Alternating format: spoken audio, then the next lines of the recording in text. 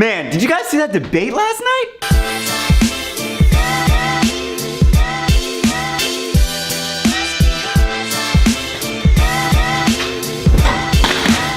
So, the debate was very interesting. Super interesting. 3 things to take away from the debate that are just not about politics or whatever, just like what. Number 1 was that there was no handshake to begin the debate. Ladies and gentlemen, the Republican nominee for President, Donald J. Trump, and the Democratic nominee for President, Hillary Clinton.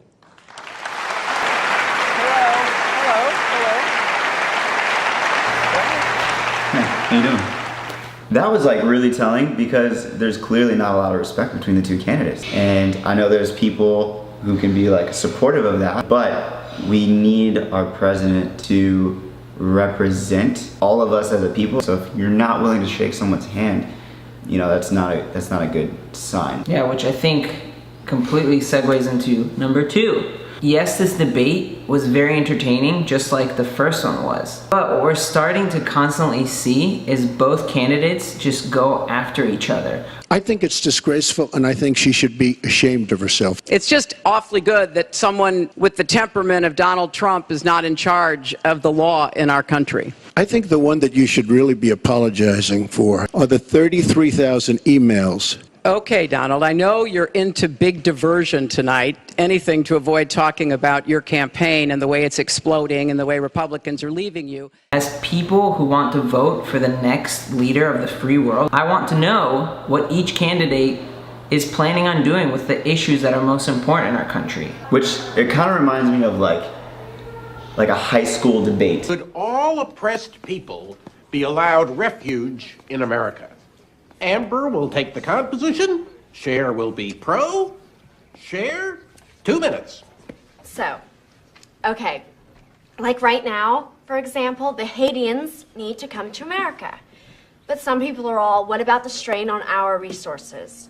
But it's like, when I had this garden party for my father's birthday, right? I said RSVP because it was a sit-down dinner. But people came that like did not RSVP. So I was like totally bugging.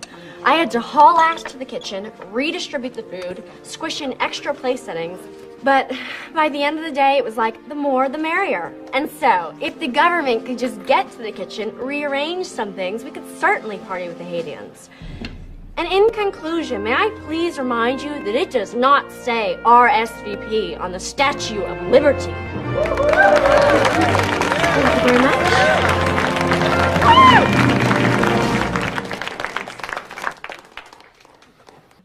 Whatever. And the last thing is The end note. the ending question. My question to both of you is, regardless of the current rhetoric, would either of you name one positive thing that you respect in one another?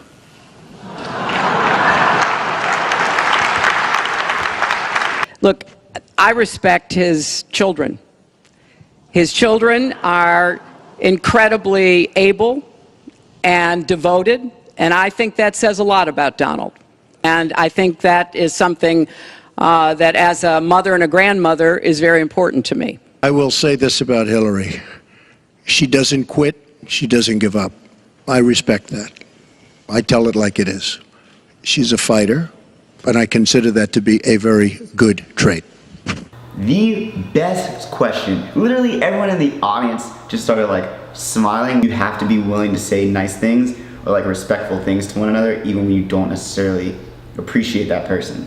I think that took everyone in that room, including all the people watching at home, back and took a deep breath and really have to think about that question. Yeah. Either way, in the end, the reason why we're talking about this is that it's important to vote and be aware of what's happening within your country. So if you are able to vote, if you're eligible to vote, we would definitely recommend that you do so. It's very, very important. Even if you don't think it really matters, it truly, truly does. Tell us what your favorite moments from the debate was in the comments below.